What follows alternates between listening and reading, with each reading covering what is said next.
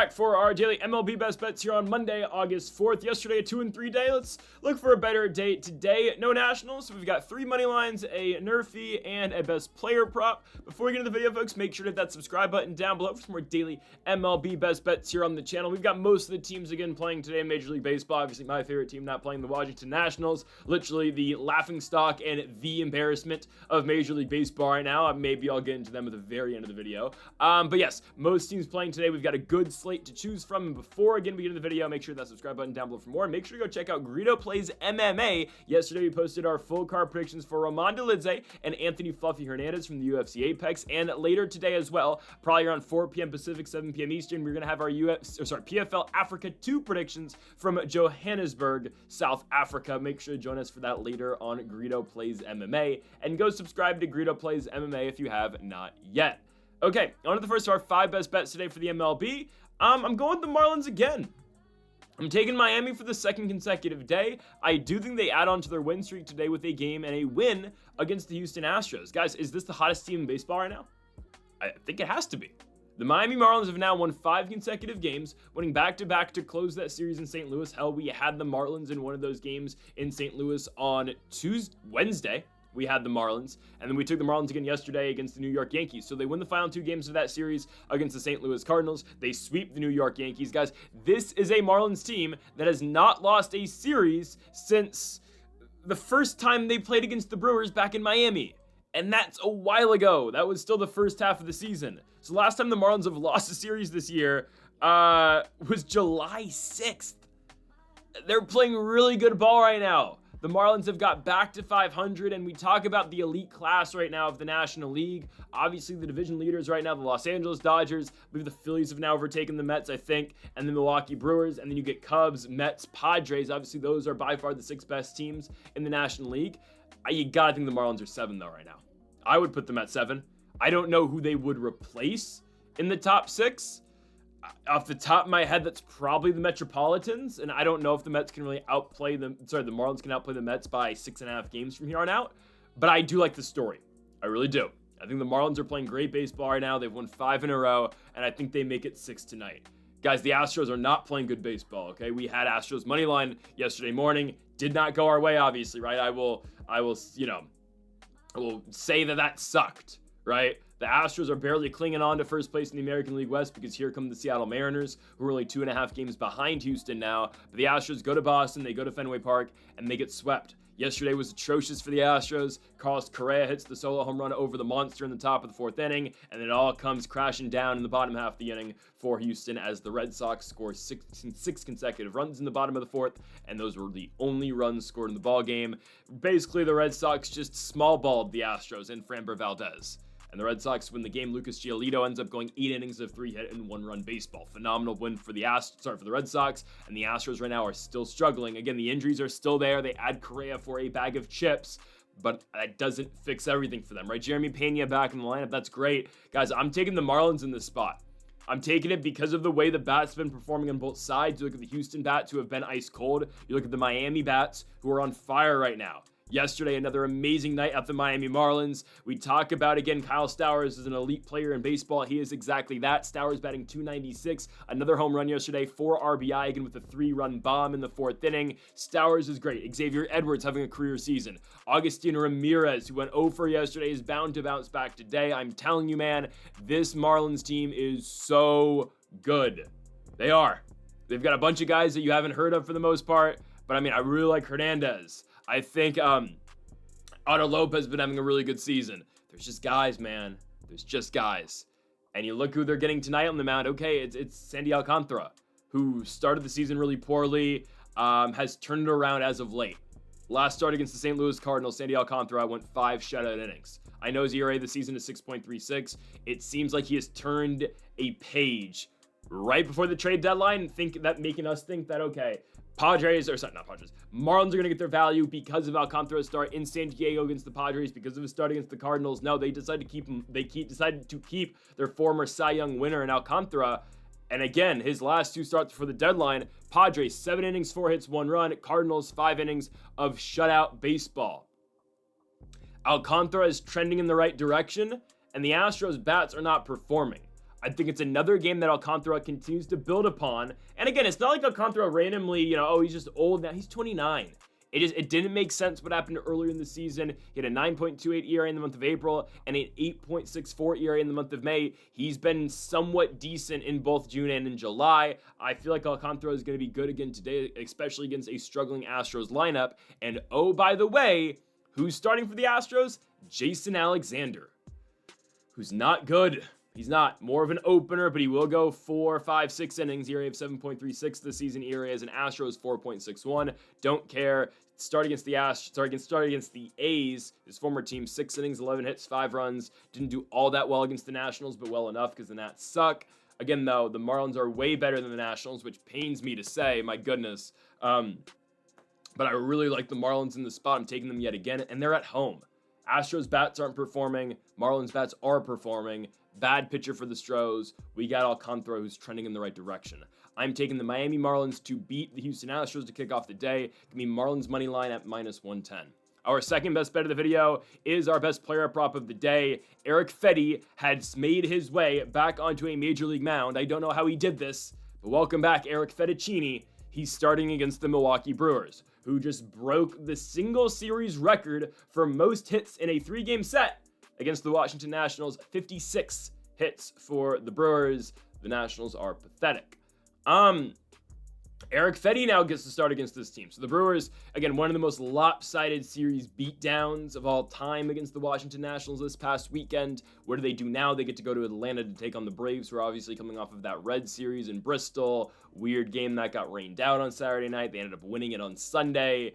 That's great and all. They're back in Atlanta and back at Truist Park, and Eric Fedde will make his second start as a member of the Atlanta Braves. I don't know how Eric Fedde has found his way back in the majors, I'll be honest with you. It's a little harsh. I don't know how he found his way back starting. I thought he would have gone back to the bullpen. But here's Fedde, right? First start as a Brave against the Royals, went 4 2/3, 5 hits, 4 runs. ERA now in the season up to 5.33. ERA as a whole in the month of July for Fedde was 10.5. This is a guy who was with the Cardinals, got released obviously, and got picked up by Atlanta. Weird, oddly enough, I get it. It's the Braves injury situation that made them go after Fedde. Fedde's not very great, and he's not going to go out and get strikeouts. So the line today for Eric Fedde is 3.5. He needs to get 4, obviously, to hit the over. Eric Fedde's done this once in his last 8 starts. And it's in his last start as a Cardinal, actually, believe it or not, against the Colorado Rockies, where he went 3 innings, 7 hits, and 6 runs. Somehow in that start, he still had 5 strikeouts at Coors Field against the Rockies. Fedde's just not a strikeout guy. And oh, by the way, the Brewers aren't a team that strikes out. We had the same exact line on Friday night. Mitchell Parker pitched against the Milwaukee Brewers on Friday night. His line was 3.5. I believe it was -135 for the under, and we took it. Mitchell Parker got a quick 3 strikeouts early in that game, but couldn't find the 4th. He had 3 strikeouts, I think, through 3 innings. And then he pitched eventually 4 or 5, could never get that 4th K. It's just hard to strike out this Brewers squad. I mean, again, I got to witness it firsthand through the weekend because of how badly the Nationals performed against the squad. They're just a good team. They have the best record in baseball now, right? The Brewers are 23 games over 500. They're 67-44. And not a single guy on this team you can just point at and say, oh, this guy wows me. It's just not what the Brewers are, right? They've got a bunch of really good players. Bryce Turang, Contreras, Yelich, Collins, Perkins. Add Lockridge to the bunch now, who, by the way, the Brewers are undefeated in the Brandon Lockridge era, if you want to call it that. Andrew Vaughn. Again, a bunch of guys who aren't supposed to be performing at this level, but somehow are. And they just don't strike out that much. Brad Lord yesterday did have 6 strikeouts in 4 2/3 innings, but Brad Lord's much better than Eric Fedde, right? I would comp Eric Fedde, honestly, to Mitchell Parker. Just Eric Fedde is a right-handed version of Mitchell Parker. They're both not very good. They both don't go out there and get strikeouts. And I just don't think Fedde's going to be able to get 4 Ks against the Brewers. Again, maybe he gets 3. I can see that happening.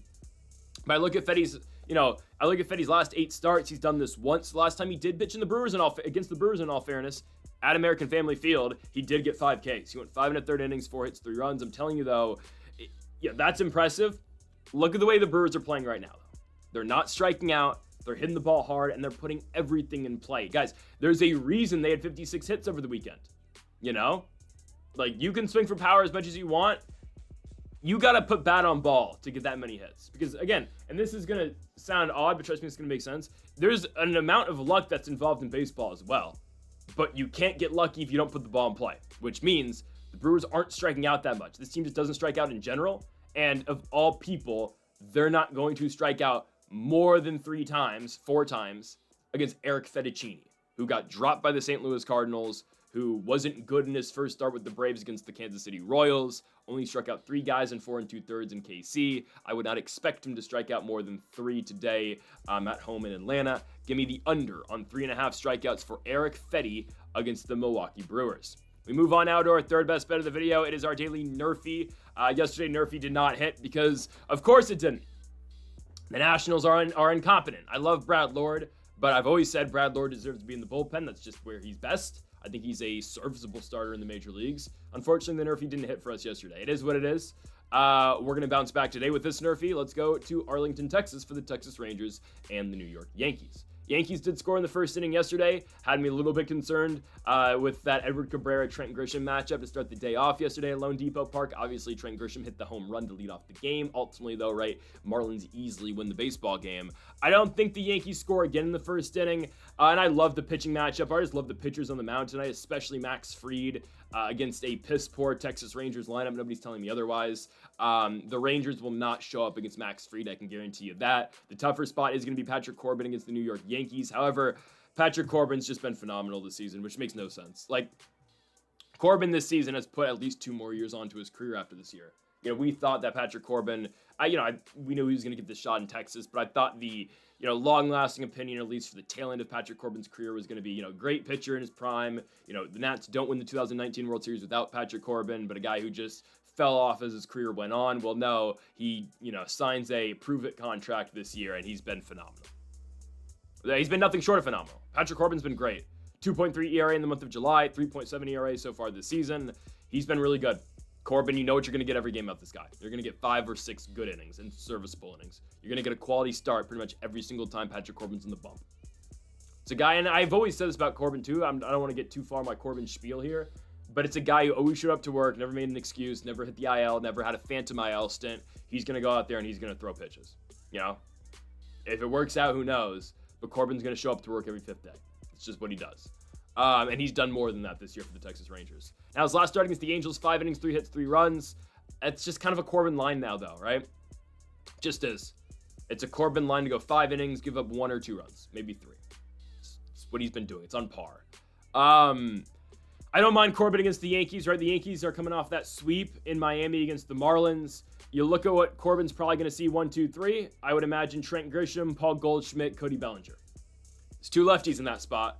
Paul Goldschmidt has cooled down mightily, obviously, since his 320 heights earlier in the season. And then we get into Giancarlo, we get into Jazz Chisholm, who's been severely underwhelming in the second half of the season. It's just a Yankees lineup that's not playing all that well right now. And you, again, take away Aaron Judge from this lineup, and all of a sudden they are not scary at all. Not to sound corny, but literally all the aura is gone with the New York Yankees. Because you take away the guy who's batting 350, and it's just like, oh, okay.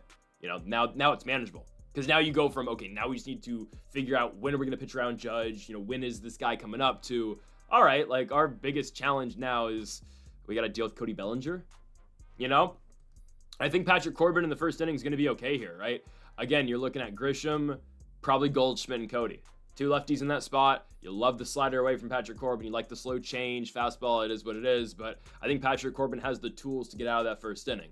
Max Fried, on the other hand, I think will be more than fine against the Texas Rangers. I know the Rangers had their small scoring outbursts in that series with Seattle. Ultimately, they lose 2 of 3. Down in the season series now 6. They're 1-6, against the Mariners in this entire year. They lose yesterday with Jacob deGrom on the bump. Didn't think that was going to happen. deGrom gives up 5 runs in 5 innings. However, we're more concerned, obviously, about their bats today. Max Fried will likely see, and it's usually the Rangers 1, 2, 3. Josh Smith, Corey Seager, Marcus Semien if needed, Adolis Garcia. Nothing scares me other than Corey Seager. I think Max Fried's going to be fine. Fried has had his fair share of struggles, and it's been kind of brutal for Fried recently. In the month of July, 5.54 ERA, coming off a decent start, though, against the Tampa Bay Rays, all things considered. 6 2/3 innings, 4 hits, 4 runs, but only 2 of them earned. However, yes, the entire month so far of July has not been kind to the all-star Max Fried. I just need one inning out you, pal. I just need one inning out of Fried against a lineup that is just not good, okay? Again, the biggest matchup will be Corey Seager, right? Seager's the guy that we got to, be a little bit worried about here. Seager did hit a home run yesterday in Seattle, but ultimately you get 2 lefties, just like Corbin's going to get 2 lefties with Cody, with Trent Grisham. Well, Max Fried's going to get 2 lefties as well. He's going to get Josh Smith, and he's going to get Corey Seager.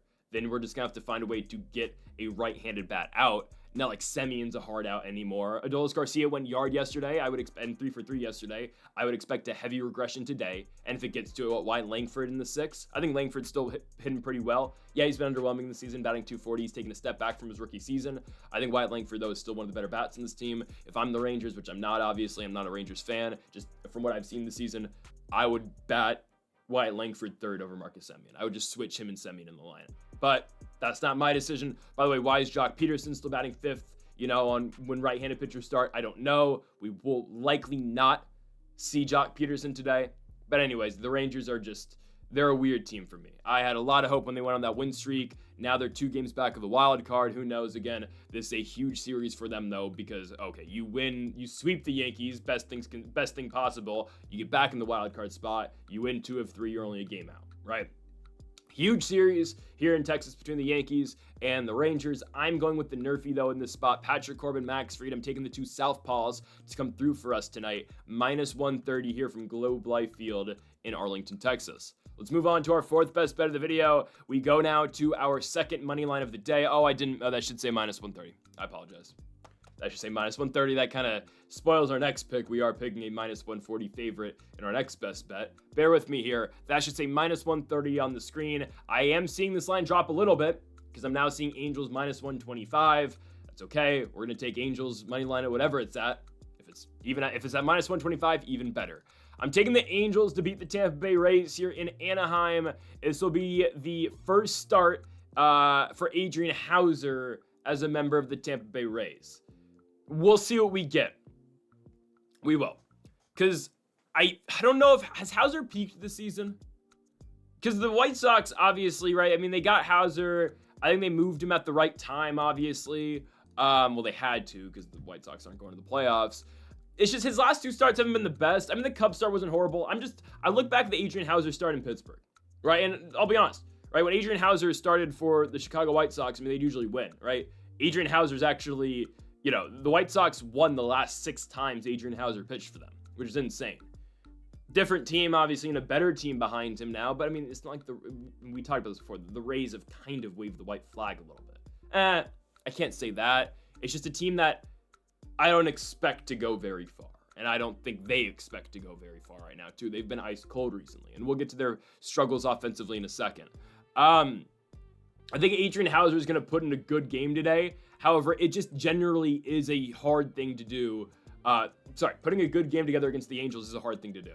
I know Anaheim went on their 3-game losing streak. They lost the tail end of that 3-game set against the Texas Rangers. They lost the first 2 games at home against the Chicago White Sox, which sucks. They won the last game yesterday 8-5. Taylor Ward hits a walk-off 3-run home run against the White Sox. Very competitive game, obviously 5-5 going into the 9th inning, but Ward hits that 3-run bomb to walk off the White Sox in a game in which the Angels were down 5-0, right? They score 8 straight runs to end up winning the ball game. It is, though, just tough to pitch against the Angels because they are a team that is, I say it all the time, they are the American League's version of the Arizona Diamondbacks, right? No pitching, but great hitting. Zach Neto, Nolan Shonwell, Mike Trout, Taylor Ward, Joe Adell.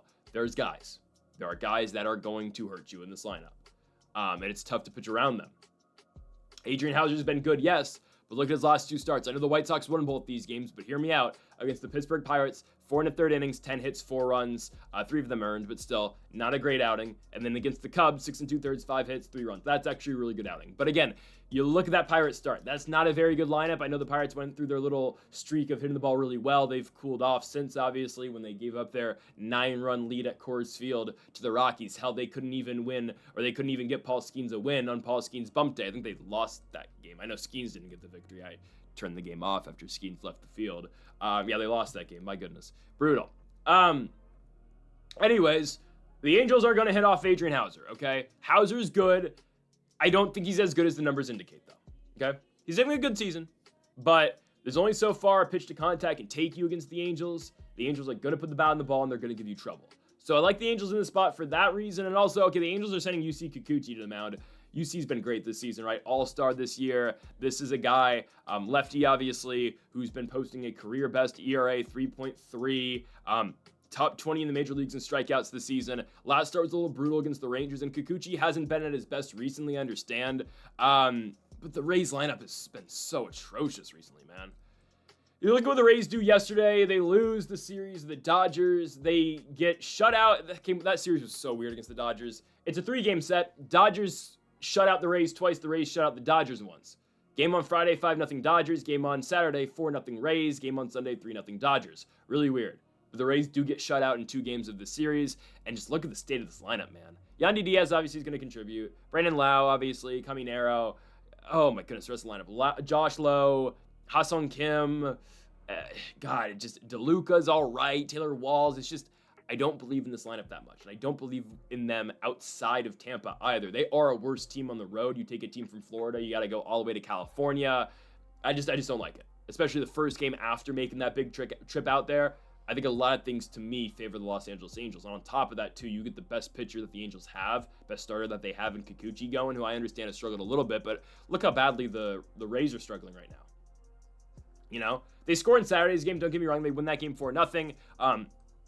They got a great pitching effort, obviously. Added Drew Rasmussen Saturday afternoon. Obviously, we had Dodgers money line in that game. It is what it is. Because Yandy Diaz hit 2 home runs, right? And really, all the production you're going to get out of Tampa is the top of their lineup. It's going to be Yandy Diaz. It's going to be Caminero. I mean, those are the 2 guys that concern me with the lineup right now. And obviously, those can be favorable matchups, especially against a lefty in UC Kikuchi. But I think we're going to be all right here. I'm going to take Los Angeles Angels money line. It is hard to outduel the Angels in their own ballpark, especially in a high-scoring affair, which I think this has the makings of being. I know, again, we have 2 pitchers with good ERAs. I don't know. I envision this game being somewhat high-scoring, and I do believe the Angels are going to be able to put more runs, obviously, on the Rays, and the Rays are going to be able to put on them. The Angels are just more equipped to win this style of game. Give me Los Angeles Angels money line at home, -125, -130, whatever you get it at, again, against the Tampa Bay Rays. We move on to our final best bet of the video. Let's go to Chase Field, Arizona Diamondbacks, San Diego Padres. Give me the Padres. I know -140 isn't great, especially for a team on the road in a divisional matchup. Hear me out, though. I still do like San Diego to get the nod here. It is the first Padres start for JP Sears. Now, I'll get this out the way. Expect 1 million runs, okay? The Padres better be prepared to show up and hit. Obviously, the one day we take Padres money line 2 days ago is the one game they lose. Like, they've won 8 out their last 9 games. And what's the one game we had San Diego Padres money line? The day they lost. Of course. This is what it is. We just need them to come through tonight. JP Sears is not great, okay? JP Sears was the other piece that the Padres got, obviously, in the Leo DeVries Mason Miller trade. I thought initially Sears was going to be part of the bullpen. I do think he's eventually going to wind up there. But yeah, Sears is going to get the start tonight. Okay. 4.44 ERA in the month of July, 4.95 ERA so far this year, Last start was against the Mariners, 4 1/3, 5 hits, 3 runs. Maybe, though, if you just take this guy out of Sacramento, it's going to be a little bit better. Sears has never been the most impressive, even when he's back in Oakland, but he'll be serviceable. Just expect a shootout, because Brandon Pfaadt's going today for the Arizona Diamondbacks. Pfaadt's ERA is 5.11. His last start against the Detroit Tigers at Comerica Park, 4 2/3 innings, 11 hits, and 7 runs and 3 home runs. ERA in the month of July is 4.35. Again, my point exactly, expect 1 million runs. And I also expect the Padres to be much better against Brandon Pfaadt, considering the last time they saw Pfaadt went 8 innings against them. 8 innings, 4 hits, 2 runs. Yeah, be better this time. And I firmly expect that too. Now, I do believe the new additions to the Padres lineup are going to take time to really settle in. I mean, hell, Ramon Laureano did hit his first Padres home run yesterday. The one I am talking about is Ryan O'Hearn, who was a first-time All-Star this season. I think O'Hearn's going to end up batting 5th in the postseason. Right now, he's batting 6th behind Xander Bogaerts. But my point being, like, this team, when they reach their potential, which I feel like they are starting to reach, I mean, look at the game yesterday, they won 7-3. They're going to be so nasty, especially now that Freddie Fermin's their starting catcher. Like, Elias Diaz now just has to play twice every 7 days, which that's kind of the role Elias Diaz should have in the bigs now. Freddie Fermin really, man, it's a difference maker at the bottom of the lineup. I know Elias Diaz, right, had his walk-off home run or walk-off single in that Mets series. He had a big double in that Mets series, too. Elias Diaz actually had a really good Mets series, the reason why he stayed on the squad compared to Martin Maldonado, who ended up getting DFA'd.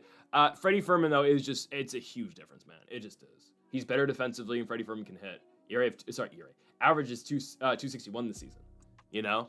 And when you now get production at the bottom of the lineup, like Fermin, like Cronenworth, ooh, they're nasty. And now we're not relying on, like, Tyler Wade to get hits anymore, you know, who just got DFA'd. Maybe he'll go play for the Miami Marlins or something. I don't know.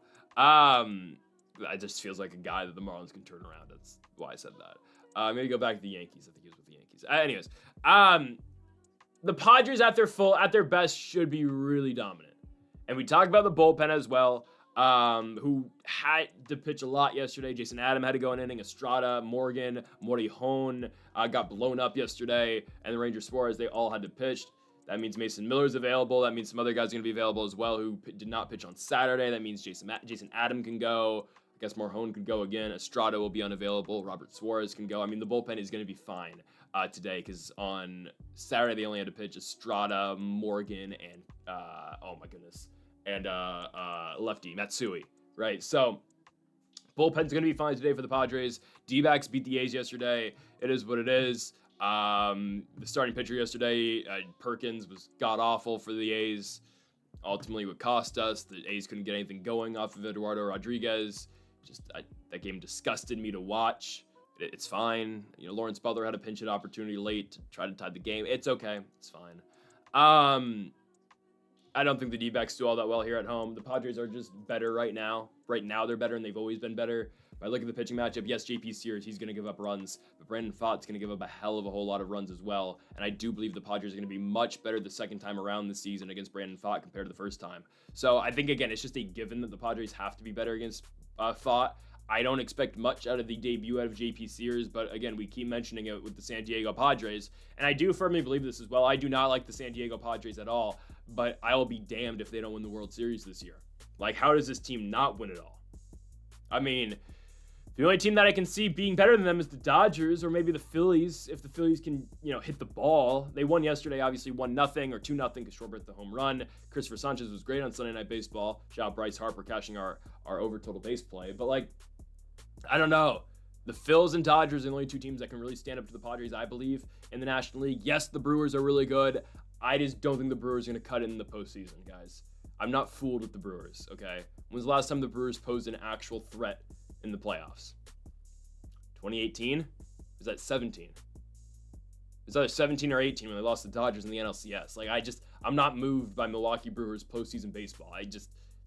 They'll get there and they'll always lose. So the teams for me in the NL are Padres, Dodgers, Phils, and I think the Padres further make that point tonight. I think they beat up on the Arizona Diamondbacks, expect 1 million runs, but I believe Machado's going to come through. I believe O'Hearn's going to hit that first Padres home run, and I do think they're going to go into Arizona and beat the Arizona Diamondbacks. The over will probably hit as well. It's 9.5. Again, the best bet, though, is Padres money line at -140. So, folks, thank y'all for watching our MLB Best Bets here for August 3rd. If you have not yet, though, make sure that subscribe button down below for more. Make sure to leave a like if you did enjoy the video. Sorry, August 4th. If you have not yet, though, make sure that subscribe button down below. Make sure to leave a like if you did enjoy the video. Make sure to comment if you disagree with any of the picks. Folks, thank y'all for watching, and Mamba forever.